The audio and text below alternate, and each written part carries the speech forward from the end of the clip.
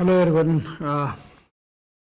In the last class, we discussed something about forms of business organizations, particularly partnership and sole trading concern.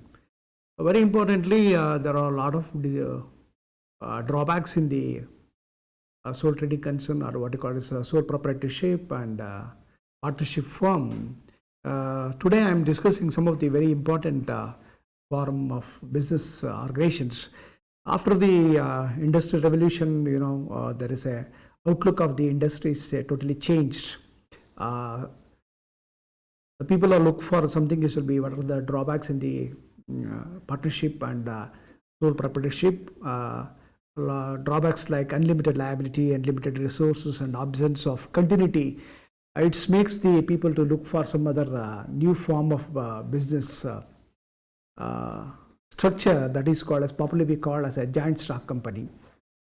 That is we call as a companies. But commonly we say about that companies are very important nowadays because you go for the larger productivity or even say for the but commonly we say number of membership. That makes the people you can look for the new type of organizations that is called as a joint stock company. Actually what companies is makes companies ಅನ್ನೋದು ಭಾಳ ಸತಿ important ಆಗಿದ್ರೆ huge capital ಇರ್ತದೆ, ಮತ್ತು ಏನಾಗುತ್ತೆ large scale ಆಪ್ರೇಷನ್ಸ್ಗಳು ಮಾಡುತ್ತೆ. Capital ಜಾಸ್ತಿ ಇರೋದ್ರಿಂದ ಏನಾಗುತ್ತೆ the people are always looking for the large scale operations. One of the definition is given by the Stephenson. A company is an association of many persons who contributes money or money's worth to a common stock and employ it in some trade or a business and who share profit and losses arising therefrom. That's the one definition is given by the Stephenson. One of the most appropriate definitions is given by the Lord Justice Lindley. It's a very appropriate definition for that. It covers almost all the features of the company. An association of many persons who contributes monies or money's worth to a common stock and employ it as some trade or business who share the profit arising thereof. A common stock who contributed is denoted in a money. And is a capital of the company, and the persons who contributes it or who lends the money, he is called as a member of the company. The proportion of capital who contributed by the member is called as a share. A share is a fixed value and whole capital of a company is divided into equal number of shares. The shares are generally transferable although under special circumstances, and right to transfer may be restricted. This is one of the beautiful definition. It covers almost all the features of the company. Let me discuss one by one. Very simple meaning of company is any corporations, any firm which is registered under the Companies Act of 1956 is one of the meaning of the company. Let me discuss some of the features of the joint stock company. The first one is it's a voluntary association. Because voluntary, you know about that, people are come forward themselves and invest their money and into the company in the form of shares. Shares are converted into the capital of a company. So voluntary association ಸ್ವಯಂ ಪ್ರೇರಿತವಾಗಿರುವಂತಹ ಒಂದು ಸಂಘಟನೆ ಅಂತ ಕರಿತೀವಿ. ಯಾಕೆ ಇದನ್ನು ಕರಿತೀವಿ ಅಂದರೆ ಯಾವ ವ್ಯಕ್ತಿ ಕಂಪಲ್ಷನ್ ಏನಿಲ್ಲ, and there is no barricade for restrictions for the caste or creed or religion of nationalities.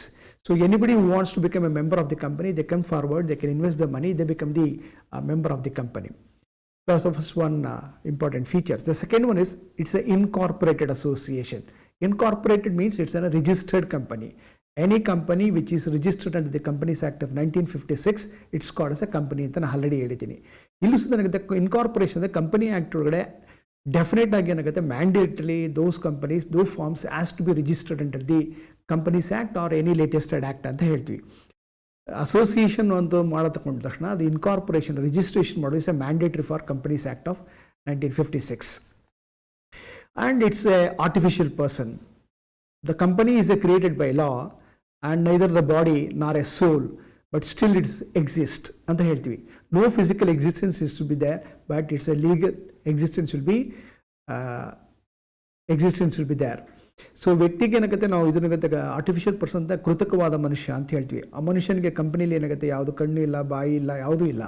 ಆದರೂ ಸುದ ಏನಾಗುತ್ತೆ ಅದಕ್ಕೆ ಆತ್ಮ ಇಲ್ಲ, ಅದಕ್ಕೆ ದೇಹ ಇಲ್ಲ. ಆದರೂ ಸುದ ಏನಾಗುತ್ತೆ ದೈಹಿಕವಾಗಿ ಇಲ್ಲದೇ ಇದ್ರೂ ಏನಾಗುತ್ತೆ ಕಾನೂನಿನ ಪ್ರಕಾರ ಅದೊಂದು ಕಂಪನಿ ಏನಾಗುತ್ತೆ ಒಂದು ವ್ಯಕ್ತಿಯಾಗಿ ಅದನ್ನು ಎಂಜಾಯ್ ಮಾಡುತ್ತೆ.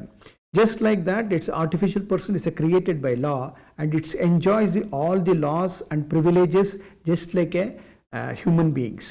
ಮನುಷ್ಯನಿಗೆ ಎಷ್ಟು ರೈಟ್ಸ್ಗಳಿದೆ, ನಾನು ನೀವು ಹೇಗೆ ಮನುಷ್ಯರಿದ್ದೀರಿ ಆ ಥರ ರೈಟ್ಸ್ಗಳು ಎಷ್ಟಿದೆ ಅಷ್ಟೇ ರೈಟ್ಸ್ ಏನಾಗುತ್ತೆ ಕಂಪನಿಗಳೇನಾಗುತ್ತೆ ಅದು ನನ್ನ ಎಲ್ಲವನ್ನು ಹಕ್ಕುಗಳನ್ನು ಪಡ್ಕೊಂಡಿರ್ತದೆ.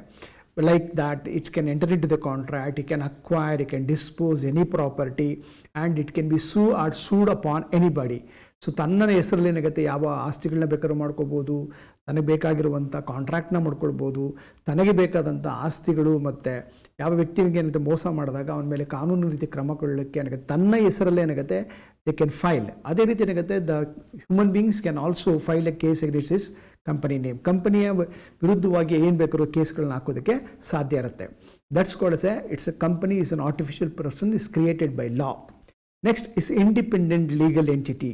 The company is always say about that it's always a distinction, a different from members and company. That means the members are different, companies are different. There are so many laws are will be there. One of the famous case you must know about that Solomon versus Solomon case. So one of the benchmark for this independent legal entity. So ಮೆಂಬರ್ಗಳೇ ಬೇರೆ, ಕಂಪ್ನಿನೇ ಬೇರೆ. ಕಂಪ್ನಿಗೂ ಮೆಂಬರ್ಗಳಿಗೂ ಸಂಬಂಧ ಇಲ್ಲ. ಮೆಂಬರ್ಗಳು real owner ಆಗಿದ್ರೂ ಸುದಾ company ಅನ್ನೋದು ತನ್ನದೇ ಆದಂಥ ಅಸ್ತಿತ್ವವನ್ನು ಒಳಗೊಂಡಿರುತ್ತೆ. ಮೆಂಬರ್ಸ್ ಆದ ತಕ್ಷಣ ಕಂಪ್ನಿ ಸಾಯೋದಿಲ್ಲ. ಅದೇ ರೀತಿ ಏನಾಗುತ್ತೆ ಎಷ್ಟು ಜನ ಮೆಂಬರ್ಸ್ಗಳು ಬರ್ಬೋದು ಹೋಗ್ಬೋದು, ಆದರೆ ಏನಾಗುತ್ತೆ ಕಂಪನಿ ಏನಾಗುತ್ತೆ ಇಟ್ಸ್ ಗೋ ಫಾರ್ ಎವರ್ ಅಂತ ಹೇಳ್ತೀವಿ. Members may come, members may go, company go for ever ಅನ್ನುವಂಥದ್ದು ಒಂದು ಕಾನ್ಸೆಪ್ಟ್ ಇದೆ. ಅದನ್ನೇನಾಗುತ್ತೆ it's enjoys the independent legal entity, ತನ್ನದೇ ಆದಂಥ ಸ್ವತಂತ್ರವಾದಂತಹ ಕಾನೂನಿನ ಅಸ್ತಿತ್ವವನ್ನು ಪಡ್ಕೊಂಡಿರುತ್ತೆ. ಯಾಕೆ ಇದನ್ನು ಹೇಳ್ತಾ ಇದ್ದೀನಿ ಅಂದರೆ ಪಾರ್ಟ್ನರ್ಶಿಪ್ ಫಾರ್ಮಲ್ಲಿ ಸೋಲ್ ಟ್ರೇಡಿಂಗ್ ಕನ್ಸಲ್ ಏನಾಗುತ್ತೆ ಅಂದರೆ ಮೆಂಬರ್ ಸತ್ತೋಗ್ಬಿಟ್ರೆ ಅಥವಾ ಪಾರ್ಟ್ನರ್ ಸತ್ತೋಗ್ರೆ ಅಂದರೆ companies comes to an end. But ಏನಾಗುತ್ತೆ ಆ ಫಾರ್ಮ್ ಪಾರ್ಟ್ನರ್ಶಿಪ್ ಏನಾಗುತ್ತೆ ಎಂಡ್ ಆಗುತ್ತೆ. ಬಟ್ ಆದರೆ ಕಂಪನಿ ಏನಾಗುತ್ತೆ ಯಾವುದೇ ಕಾರಣಕ್ಕೂ ಕಂಪನಿ ಮೆಂಬರ್ ಸತ್ರು ಸುಧಾ ಏನಾಗುತ್ತೆ ಕಂಪನಿ ಗೋ ಫಾರ್ ಎವರ್ ಅಂತ. ನೆಕ್ಸ್ಟ್ ಏನಿದೆ ಪರ್ಪೆಚುವಲ್ ಸಕ್ಸೆಷನ್. ಇಸ್ ಆಲ್ರೆಡಿ ಹೇಳಿದಷ್ಟು ಏನಾಗುತ್ತೆ member may come, member may go, company go for ever ಅನ್ನುವಂಥದ್ದು ಕಾನ್ಸೆಪ್ಟು. ಎಷ್ಟು ಜನ ಬೇಕಾದ್ರೂ ಬರ್ಬೋದು, ಎಷ್ಟು ಜನ ಬೇಕಾದ್ರೂ ಹೋಗ್ಬೋದು. Company is created by law, only law can ends the company life. ಕಂಪನಿಯನ್ನು ಹುಟ್ಟಾಕಿರೋದೇ ಲಾ, ಅದರ ಮುಖಾಂತರವಾಗಿ ಕಂಪನಿಯನ್ನು ಎಂಡ್ ಮಾಡಬೇಕು ಹೊರತು ಮೆಂಬರ್ಗಳಿಂದ ಯಾವುದೇ ರೀತಿಯಾದಂಥ ಎಂಡ್ ಆಗಲಿಕ್ಕೆ ಸಾಧ್ಯ ಇಲ್ಲ ಅಂತ ಹೇಳುವಂಥದ್ದು. Next common seal. ನಾನು ನಮ್ಗೆ ಆಲ್ರೆಡಿ ಹೇಳ್ದಂಗೆ ಇರುತ್ತೆ company is created by law, it's just enjoy like an artificial person, but it can't sign, it cannot enter into the contract just like human beings. ಮನುಷ್ಯರು ಹೆಂಗೆ ಕಾನೂನನ್ನ ಸೈನ್ ಮಾಡಿ ನಾವು enter ಮಾಡ್ತೀವಿ ಕಾನೂನಿಗೆ, ಆ ಥರ ಮಾಡ್ಲಿಕ್ಕೆ ಸಾಧ್ಯ ಇಲ್ಲ. ಅದಕ್ಕೆ ಏನಾಗುತ್ತೆ in spite of putting A signature it's have this own seal. So ತನ್ನದೇ ಆದಂಥ ಒಂದು ಮುದ್ರೆ ಇರುತ್ತೆ. ಆ ಮುದ್ರೆಯ ಮುಖಾಂತರ ಏನಾಗುತ್ತೆ ಯಾವುದೇ ಒಂದು ಪೇಪರ್ನ ಅಥವಾ ಕಾಂಟ್ರಾಕ್ಟ್ನ ಮಾಡಬೇಕಾದಾಗ they put a signature and they put a seal on every paper. So ಒಂದು ಪೇಪರ್ಲ್ಲಿ ಏನಾಗುತ್ತೆ ಡಾಕ್ಯುಮೆಂಟ್ಸ್ ಮಾಡಬೇಕಾದಾಗ ಕಂಪನಿ ಏನಾಗುತ್ತೆ ತನ್ನ ಸೀಲನ್ನು ಅದು ಒತ್ತಿದಾಗ ಏನಾಗುತ್ತೆ ಅವ್ರೇನಾಗುತ್ತೆ ಈ ಕಾಂಟ್ರಾಕ್ಟ್ ಏನಿದೆ ಲೀಗಲ್ ಎಂಟಿಟಿ ಸಿಗುತ್ತೆ. ಸೊ ಅದೇ ರೀತಿ ಏನಾಗುತ್ತೆ ಮೆಂಬರ್ಗಳೇನಾಗುತ್ತೆ ರೆಸೊಲ್ಯೂಷನ್ ಮಾಡಬೇಕಾದಾಗ ತನ್ನದು ಏನಾಗುತ್ತೆ ರೆಪ್ರೆಸೆಂಟೇಷನ್ಸ್ ಏನಾಗುತ್ತೆ may be A CEO, may be A managing director, may be A manager, may be A director. So ಯಾವ ವ್ಯಕ್ತಿಗೆ ಅಸೈನ್ ಮಾಡಿರ್ತಾರೆ ಆ ವ್ಯಕ್ತಿ ಏನಾಗುತ್ತೆ ಕಂಪನಿಯ ಪರವಾಗಿ ಏನಾಗುತ್ತೆ ಸೈನ್ ಮಾಡ್ತಾನೆ. ಸೊ ಕಂಪನಿ ಪರವಾಗಿ ಸೈನ್ ಮಾಡಬೇಕಾದ್ರೆ ಪ್ರತಿಯೊಂದು ಡಾಕ್ಯುಮೆಂಟ್ ಏನಾಗುತ್ತೆ ಇನ್ನೆವಿಟಬಲಿ ತನ್ನ ಕಂಪನಿಯ ಸೀಲು ಇರಲೇಬೇಕು. ನೆಕ್ಸ್ಟ್ ಮತ್ತೆ ಲಿಮಿಟೆಡ್ ಲಯಬಿಲಿಟಿ. ಪಾರ್ಟ್ನರ್ಶಿಪ್ ಫಾರ್ಮಲ್ಲಿ ಮತ್ತು ಸೋಲ್ ಟ್ರೇಡಿಂಗ್ ಪ್ರೊಪ್ರೈಟರ್ಶಿಪ್ಪಲ್ಲಿ ಏನಾಗುತ್ತೆ ಮೆಂಬರ್ಸ್ ಲಯಬಿಲಿಟೀಸ್ ಅನ್ಲಿಮಿಟೆಡ್ ಅಂತ ಹೇಳ್ತೀವಿ. ಅವರ ಹೊಣೆಗಾರಿಕೆ ಏನಾಗುತ್ತೆ ಅವರ ಕಡೆ ಸಾಲವನ್ನು ತೀರಿಸುವವರೆಗೆ ಇರುತ್ತೆ ಅಂತ. ಬಟ್ ಆದರೆ one of the greatest feature and advantages of in joint stock companies limited liability. ತನ್ನ ಏನಾಗುತ್ತೆ ನಿಯಮಿತವಾದಂಥ ಹೊಣೆಗಾರಿಕೆ ಅಂತ ಹೇಳ್ತೀವಿ. So the liability of A members how much shares is held by him ಅಂತ ಹೇಳ್ತೀವಿ. ಅವನು ತಾನು ಹೊಂದಿರುವಂಥ ಷೇರುಗಳಿಗೆ ಮೊತ್ತಕ್ಕೆ ಮಾತ್ರ ಅವನು ಹೊಣೆಗಾರನಾಗಿರ್ತಾನೆ, ಬಿಟ್ಟರೆ ಬೇರೆ ಯಾವ ಸಾಲಗಳಿಗೆ ಏನಾಗುತ್ತೆ ಮೆಂಬರು ಅದಕ್ಕೆ ಹೊಣೆಗಾರನಲ್ಲ ಅಂತ ಹೇಳ್ತೀವಿ. ಯಾಕೆ ಇದನ್ನು ಹೇಳ್ತೀವಿ ಅಂದರೆ ಸೋಲ್ ಟ್ರೇಡಿಂಗ್ ಕನ್ಸರ್ನಲ್ಲಿ ಅಥವಾ ಸೋಲ್ ಪ್ರಾಪರ್ಟರ್ಶಿಪ್ಪಲ್ಲಿ ಪಾರ್ಟ್ನರ್ಶಿಪ್ ಫಾರ್ಮಲ್ಲಿ ಏನಾಗುತ್ತೆ ಸಾಲ ಮಾಡಿದಾಗ ತಾನು ಸಾಲ ಮಾಡಿದ್ರೂ ಅವನೇ ತೀರಿಸಬೇಕು, ಬಿಸ್ನೆಸ್ಗೆ ಸಾಲ ಮಾಡಿದ್ರು ಸುದಾ ಅವನೇ ತೀರಿಸಬೇಕು. ಆದರೆ ಇಲ್ಲಿ ಮೆಂಬರ್ ಆಗಿರುವಂಥ ವ್ಯಕ್ತಿ ತಾನು ಹೊಂದಿರುವ ಎಷ್ಟು ಷೇರುಗಳಿರುತ್ತೆ ಆ ಷೇರುಗಳಿಗೆ ಅಷ್ಟೇ ಅವನು ಹೊಣೆಗಾರನಾಗುತ್ತೆ. ಫಾರ್ ಎಕ್ಸಾಂಪಲ್ಸ್ ಏನಿರುತ್ತೆ ಎಕ್ಸ್ ಅನ್ನುವಂಥ ವ್ಯಕ್ತಿ ಏನಾಗುತ್ತೆ 10 ಷೇರುಗಳನ್ನು ಹೊಂದಿದ್ದೇನೆ. ಫೇಸ್ ವ್ಯಾಲ್ಯೂ ಆಫ್ ಈ ಶೇರ್ ಇಸ್ 10 rupees ಅಂತಿರುತ್ತೆ. 10 × 10 is 100 rupees. ಸೊ 100 ರೂಪಾಯಿಗಳಿಗೆ ಮಾತ್ರ ಅವನು ಹೊಣೆಗಾರನಾಗ್ತಾನೆ, ಬಿಟ್ಟರೆ 100 ರೂಪಾಯಿಗಿಂತ ಹೆಚ್ಚಿಗೆ 1 ರೂಪಾಯಿಗೂ ಸುದ ಅವನು ರೆಸ್ಪಾನ್ಸಿಬಲ್ ಅಲ್ಲ. The company may be A liability of 100 crores, 100 ಕೋಟಿಗೆ ಸಾಲ ಇದ್ರೂ ಸುದ ಏನಾಗುತ್ತೆ ಅವನು ಕೇವಲ ತಾನು ಎಷ್ಟು ಶೇರ್ಗಳನ್ನು ಹೊಂದಿರ್ತಾನೆ ಅಷ್ಟಕ್ಕೆ ಮಾತ್ರ. For example is held only responsible for 100 rupees. ಈಗ 100 ರೂಪೀಸ್ ಏನಾಗುತ್ತೆ 50 ರೂಪಾಯಿ ಆಲ್ರೆಡಿ ಕಟ್ಟಿದರೆ ಕಂಪನಿ ಏನಾಗುತ್ತೆ ಊಂಡಪ್ ಆಗುತ್ತದೆ, ಅಥವಾ ಡಿಸೊಲ್ಯೂಷನಿಗೆ ಬಂದಾಗ ಅಥವಾ ಎಂಡಿಗೆ ಬಂದಾಗ ಏನಾಗುತ್ತೆ, ಟರ್ಮಿನೇಷನಿಗೆ ಬಂದಾಗ ಏನಾಗುತ್ತೆ, ಆಟೋಮೆಟಿಕ್ ಅವ್ನು ಕೊಡಬೇಕಾದ 50 ರೂಪಾಯಿನ ಕೊಟ್ಬಿಟ್ರೆ ಅವ್ನ ಲಯಬಿಲಿಟಿಗೆ ಲೆಂಡ್ ಆಗುತ್ತೆ. So how many shares held by him particular share holder is responsible for that. So ಅವನು ಹೊಂದಿರುವ ಷೇರುಗಳ ಬೆಲೆಗೆ ಅಷ್ಟಿಗೆ ಮಾತ್ರ ಒಂದೇ ಹೊಣೆಗಾರನಾಗ್ತಾನೆ ಬಿಟ್ಟರೆ ಅವನು ಯಾವುದೇ ಕಾರಣಕ್ಕೂ ಕಂಪನಿಯೇ ಮಾಡಿರೋ ಸಾಲಕ್ಕೂ ಅವನಿಗೂ ಯಾವುದೇ ರೀತಿಯಾದ ಸಂಬಂಧ ಇರಲ್ಲ. Next, transferability of shares. The shares can be easily transfer from one person to another. ಒಬ್ಬ ವ್ಯಕ್ತಿಯಿಂದ ಇನ್ನೊಬ್ಬ ವ್ಯಕ್ತಿಗೆ ಏನಾಗುತ್ತೆ, some restrictions, articles of association restrictions ಇದ್ದರೆ ಅಲ್ಲಿ ಏನಾಗುತ್ತೆ ಒಂದಷ್ಟು ಏನಾಗುತ್ತೆ ರಿಸ್ಟ್ರಿಕ್ಷನ್ಸ್ ಫುಲ್ಫಿಲ್ ಮಾಡಿದ್ರೆ ಈ can definitely can transfer share. For example ನನ್ನ ಹತ್ರ 10 ಶೇರ್ ಇದೆ ಅಂತ ಇಟ್ಕೊಳ್ಳಿ, I can transfer anybody. So 9 ಶೇರ್ಗಳನ್ನ ಬೇರೆ ಬೇರೆ ವ್ಯಕ್ತಿಗಳಿಗೆ ನಾನು ಶೇರ್ಗಳನ್ನು ಟ್ರಾನ್ಸ್ಫರ್ ಮಾಡ್ಬೋದು.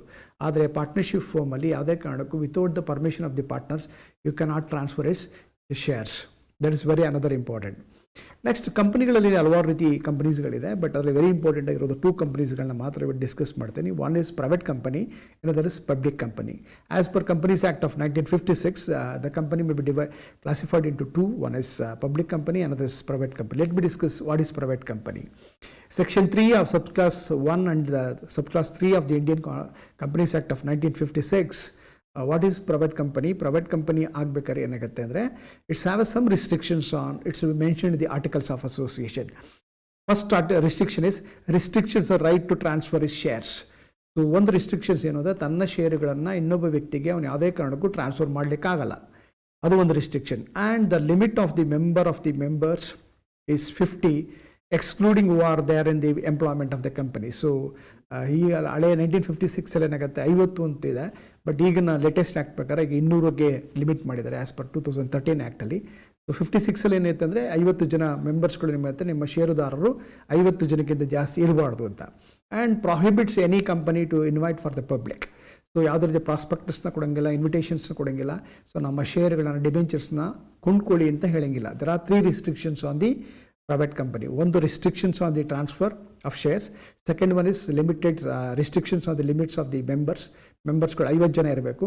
ಮತ್ತು ಯಾವುದೇ ರೀತಿ ಪ್ರಾಸ್ಪೆಕ್ಟಸ್ ಇನ್ವಿಟೇಷನ್ಸ್ಗಳನ್ನ ಪಬ್ಲಿಕ್ ಕೊಡಬಾರ್ದು. ಇವನ್ನ ಯಾವುದು ರಿಸ್ಟ್ರಿಕ್ಷನ್ಸ್ ಇರುತ್ತೆ ಅಂಥ ಕಂಪನಿಗಳನ್ನ ಪ್ರೈವೇಟ್ ಕಂಪನಿ ಇರ್ತಾರೆ. The private companies always ends with the PVT, that is private limited ಅನ್ನೋದು ಇರಲೇಬೇಕು.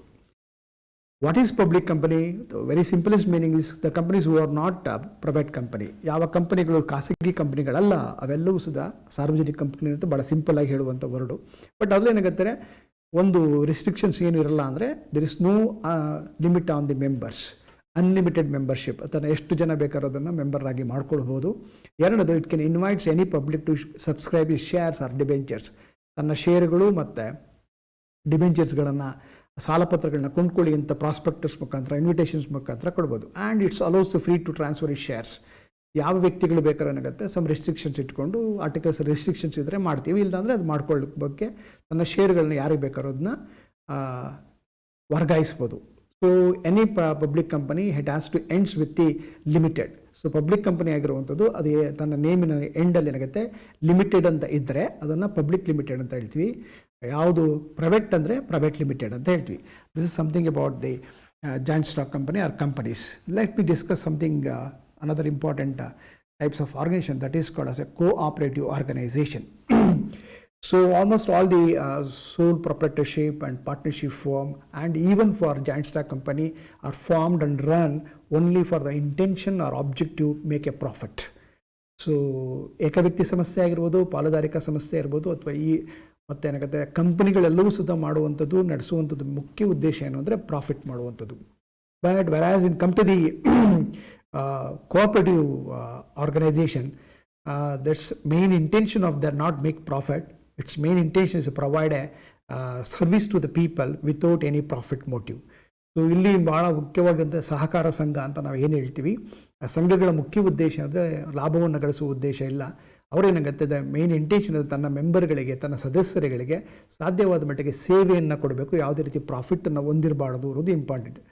So main intention of the motive of the cooperative organizations is to protect and safeguard the interest of economic interest and it particularly weaker sections of the society. And particularly why they are this type of form of organizations came into existence because of they have to avoid or even for eliminate or even for face exploitation by the businessman. So ವ್ಯಾಪಾರಿಗಳಿಂದ ಆಗ್ತಾ ಇರುವಂಥ ದಬ್ಬಾಳಿಕೆಯನ್ನು ಏನಾಗುತ್ತೆ ತಡೆಗಟ್ಟುವ ಮುಖ್ಯ ಉದ್ದೇಶದಿಂದ ಏನಾಗುತ್ತೆ ಈ ರೀತಿ ಕೋಆಪರೇಟಿವ್ ಆರ್ಗನೈಸೇಷನ್ಸ್ಗಳು ಬಂದಿದೆ. ಇದರ ಮುಖ್ಯ ಉದ್ದೇಶ ಅಂದರೆ it's voluntary association of people. Its main intention is motive is to provide a better service to the people, particularly for a weaker section. So what are the definition of the cooperative organization? It's an association of person. It should be usual for a limited means who have voluntarily joined together and achieve a common economic end through formation and democratically controlled business organization, making equitable contribution of capital required, accepting the fair share of risk and benefits of undertaking. And another definition is given by the Calvert. Cooperative is a form of organization where persons are voluntarily associated together as a human being on the basis of equality for the promotion of economic interest for themselves. This is one of the better definition you can understand better. It's a form of voluntary association of people, and they come forward and they have to run the this type of organizations. The main intention is promotion of economic interest of themselves. ನಮ್ಮ ಹಿತಾಸಕ್ತಿಗಳನ್ನು ಕಾಪಾಡಿಕೊಳ್ಳುವ ಮುಖ್ಯ ಉದ್ದೇಶದಿಂದ ಅವರೇನಾಗುತ್ತೆ ಈ ರೀತಿಯಾದಂಥ ಆರ್ಗನೈಸೇಷನ್ಸ್ಗಳನ್ನ ಹುಟ್ಟಾಕಿದ್ದಾರೆ. So what are the features of cooperative? That's a first one is it's a voluntary association. It's already I mentioned it. It's a voluntary association of individuals. There any persons who come forward, they can join to this type of societies or organizations without any restrictions. There are any free persons who can come forward and without any notice they can come forward and they can join to this type of organizations. ಇದು ಸ್ವಯಂ ಪ್ರೇರಿತವಾದಂತಹ ಒಂದು ಸಂಘಟನೆ. ಇದಕ್ಕೆ ಯಾವುದೇ ರೀತಿಯಾದಂಥ ಜಾತಿ ಭೇದಗಳು ಯಾವುದೂ ಇಲ್ಲ. ಯಾವ ವ್ಯಕ್ತಿ ಬೇಕಾದ್ರೂ ಬಂದು ಈ ಥರ ಅಸೋಸಿಯೇಷನ್ಗೆ ಜಾಯ್ನ್ ಆಗ್ಬೋದು. Next one is separate legal entity. Just like a company, it enjoys the separate and independent entity. It is distinct from its members. Just like a company ಹೇಳಿದಂಗಿದೆ, members are different, companies are different. ಇದು ಏನಾಗುತ್ತೆ cooperative organization is different and members are different. The members are enjoys all is limited liability, where same things happens to be in a company and is also applicable for cooperative societies or even cooperative organizations. The association can enter into any contract with his own name and without the interference of the members. It can sue and sued upon for its own name, and it can acquire properties and dispose its properties just like a company, its own name. So that's very very important. So ಈ ರೀತಿ ಆರ್ಗನೈಸೇಷನ್ಸ್ಲಿ companies ಥರ enjoy ಮಾಡ್ತಾರೆ. ಮೆಂಬರ್ಸ್ನ involvement ಇಲ್ಲದಾಗೆ ತನ್ನ ಹೆಸರಲ್ಲಿ ಬೇಕಾದಂಥ ಪ್ರಾಪರ್ಟಿಗಳನ್ನ ಮಾಡ್ಕೊಳ್ಳುತ್ತೆ, ತನ್ನ organisations ತಾನೇ run ಮಾಡುತ್ತೆ. ಮತ್ತು ಯಾವ ವ್ಯಕ್ತಿಗಳಿಗೆ ಬೇಕಾಗಿರುವಂಥಕ್ಕೆ ದಾವೆಗಳನ್ನು ಹೂಡುವಂಥ ಅಂದರೆ ದಾವೆಗಳನ್ನು ಹೂಡುವಂಥದ್ದು. ಅದೇ ರೀತಿ ಕಂಪ್ನಿ ಮೇಲೆ ತನ್ನ ನೇಮಲ್ಲೇ ದಾವೆಗಳನ್ನು ಹೂಡ್ಬೋದು. Next one is service motive. The main intention of this type of organisation is the main is rendering a maximum service to the people or society in a particular field. It does not aim in making profit at the cost of the members because of its brought in existence to provide a certain service or facilities to its member without any profit intention. The cooperative, it will be works on general principle or maxima. What you call as a maxima means rule is each for all for each. That's one of the more motive of the cooperative society or cooperative movement. Each for all for each. So that's one of the motive of the any company, cooperative societies for that. So ಎಲ್ಲರೂ main ಇರುವುದಂದರೆ ಎಲ್ಲರೂ ಒಬ್ಬರಿಗಾಗಿ ಒಬ್ಬನೂ ಎಲ್ಲರಿಗಾಗಿ ಅನ್ನೋದು ಇದು ಮುಖ್ಯವಾದಂಥ ಉದ್ದೇಶ. So ಯಾವುದೋ ಒಂದು ಮೆಂಬರ್ಗಳು ಬೇಕಾಗುತ್ತೆ ತನ್ನ ಸೊಸೈಟಿಲಿ ಅಥವಾ ಏನು ಕೋಆಪರೇಟಿವ್ ಆರ್ಗನೈಸೇಷನ್ಸ್ ಏನಾಗುತ್ತೆ, ಸೊ ಎಲ್ಲ ವ್ಯಕ್ತಿಗಳು ಏನಾಗುತ್ತೆ ಸಂಘಕ್ಕೆ ಸಲುವಾಗಿ ವರ್ಕ್ ಮಾಡಬೇಕು. ಸಂಘ ಅನ್ನೋದೇ ಎಲ್ಲರಿಗೂ ಸಲುವಾಗಿ ಅನ್ನುವಂಥದ್ದು ಮೇನ್ ಮೋಟಿವ್. ಅದರಿಂದ ಏನಾಗುತ್ತೆ ಅವರ ಏನು ಸರ್ವಿಸ್ ಇದೆ ಅಥವಾ ಏನು ಸೇವೆ ಇದೆ ಅದೇ ಅವ್ರದ್ದು ಮುಖ್ಯ ಉದ್ದೇಶ ಆಗಿರುತ್ತೆ. And next one is democratic functioning. It's purely works on any forces. It's very importantly it's runs on democratic. ನಮ್ಮಲ್ಲಿ ಏನು ಪ್ರಜಾಪ್ರಭುತ್ವ ಅಂತ ಹೇಳ್ತೀವಿ. Each committee is elected from the members on the basis of the one member one vote.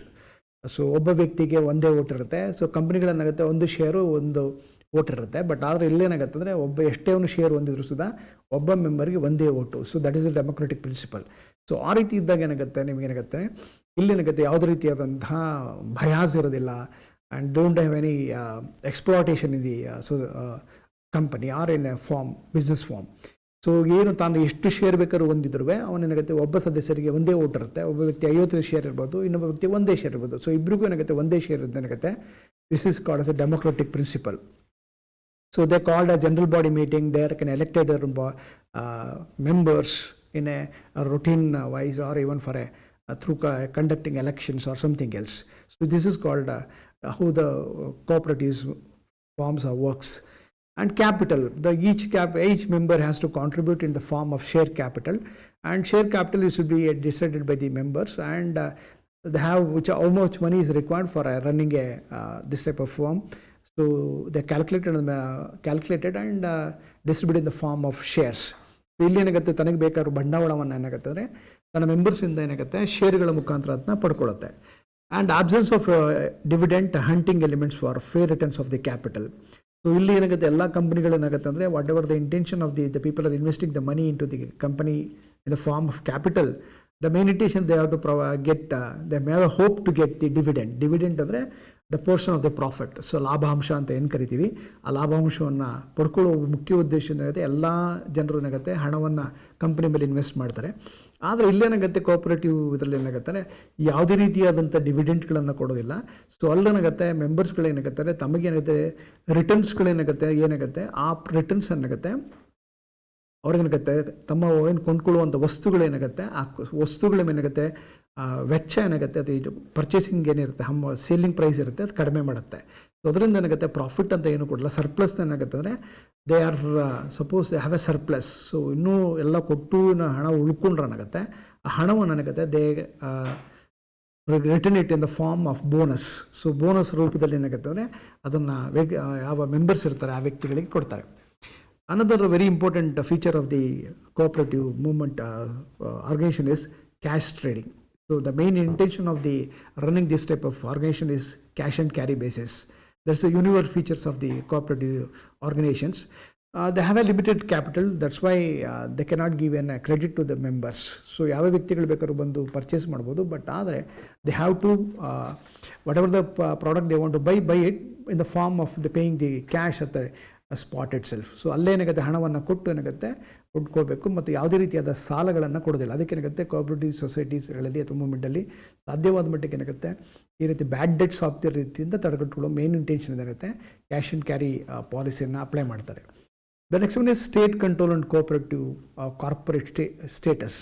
The main intention of the cooperative societies or organizations is to say it's by controlled by the state government. Quite naturally, it's applicable the Act of 1912. So Cooperative Act ಏನಾಗುತ್ತೆ 1912 ಅಲ್ಲಿ ಏನಿದೆ ಆ ಲಾಗಳು ಏನಾಗುತ್ತೆ ಇದ್ರ ಮೇಲೆ apply ಆಗುತ್ತೆ ಏನಾಗುತ್ತೆ. So there is a direct control by the state government. So automatically all the activities of the vigilant by the state policies. So how to form the cooperative societies or cooperatives organisations. ಒಂದು cooperative organisation ಹೇಗೆ ನೀವು ರಚನೆ ಮಾಡ್ತೀರಿ ಅದನ್ನು ಸಂಘಟಿಸ್ತೀರಿ ಅಂತಂದಾಗ, so each and every cooperatives organisations has to be enjoys separate legal entity because only after the incorporations. So cooperative ಸೊಸೈಟಿಗಳು ತುಂಬ ಲೀಗಲ್ ಎಕ್ಸಿಸ್ಟೆನ್ಸ್ಗಳ ಎಂಟಿಟಿಗಳನ್ನು ಎಂಜಾಯ್ ಮಾಡಿಸೋದಾಗುತ್ತೆ. ಅದು ಯಾವಾಗ ಬರುತ್ತೆ ಅಂದರೆ ಓನ್ಲಿ ಆಫ್ಟರ್ ದಿ ಇನ್ಕಾರ್ಪೊರೇಷನ್ ಅಥವಾ ರಿಜಿಸ್ಟರ್ಡ್ ಆಗಿರಬೇಕು.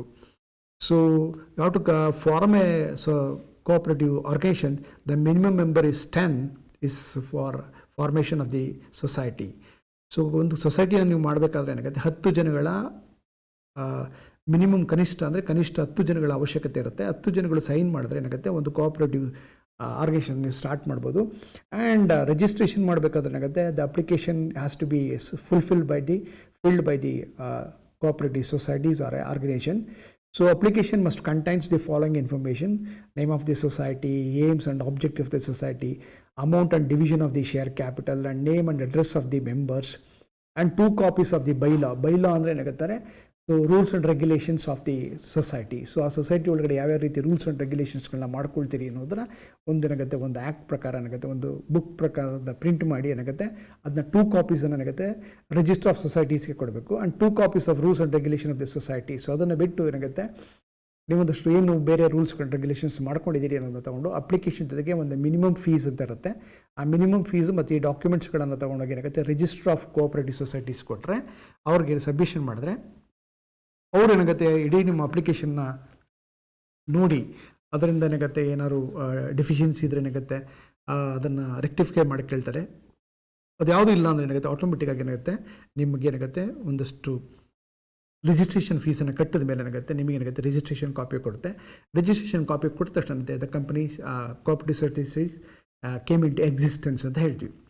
ಸೊ ಕೋಆಪರೇಟಿವ್ ಸೊಸೈಟೀಸ್ಗಳನ್ನು ಅಥವಾ cooperative organisation how to they manage, so ಅದನ್ನು ಹೇಗೆ ನೀವು ಮ್ಯಾನೇಜ್ ಮಾಡ್ತೀರಿ ಅಥವಾ ಯಾವ ವ್ಯಕ್ತಿಗಳು ಅದರೊಳಗಡೆ ಇರ್ತಾರೆ ಅಂತ. ಸೊ ಒಂದ್ಸತಿ ಏನಾಗುತ್ತೆ ಇನ್ಕಾರ್ಪೊರೇಷನ್ ಅಥವಾ ರಿಜಿಸ್ಟ್ರೇಷನ್ ಆದ ತಕ್ಷಣ ಏನಾಗುತ್ತೆ you have to call a general body meeting. So ಸಾಮಾನ್ಯ ಸಭೆಯನ್ನು ಕರಿಬೇಕು. ಆ ಸಾಮಾನ್ಯ ಸಭೆಯಲ್ಲಿ ಏನಾಗುತ್ತೆ ಅವರ ರೆಪ್ರೆಸೆಂಟೇಟಿವ್ಸ್ಗಳನ್ನ ಪ್ರತಿನಿಧಿಗಳನ್ನ ಏನಾಗುತ್ತೆ ಆಯ್ಕೆ ಮಾಡ್ಕೊಳ್ತಾರೆ. ನಾವು ಆಲ್ರೆಡಿ ಹೇಳ್ದಂಗೆ ಒನ್ ಮೆಂಬರ್ ಒನ್ ನೋಟ್ ಅಂತ ಪ್ರಕಾರದಲ್ಲಿ ಏನಾಗುತ್ತೆ ಅವನು ಬೇಕಾದಂಥ ಪ್ರತಿನಿಧಿಗಳನ್ನೇನಾಗುತ್ತೆ ಅವ್ರು ಆರಿಸ್ಕೋತಾರೆ. ಆರಿಸ್ಕೊಂಡ್ಮೇಲೆ ಏನಾಗುತ್ತೆ ಆ ಕಮಿಟೀಸ್ ಏನಾಗುತ್ತೆ ಒಂದು ರೆಸೊಲ್ಯೂಷನ್ನ ಮಾಡಿ ಆ ರೆಸೊಲ್ಯೂಷನ್ ಕಾಪಿನ ಏನಾಗುತ್ತೆ ಕಮಿಟೀಸನ್ನು ಯಾರು ಮಾಡಬೇಕು ಮತ್ತು ಏನು ಬೈಲಾಲ್ ಏನು ಪ್ರೊಸೀಜರ್ ಇದೆ ಅದರ ಫಾಲೋ ಮಾಡಿದಾಗುತ್ತೆ. The cooperative organisations usually consist of the following office bearers.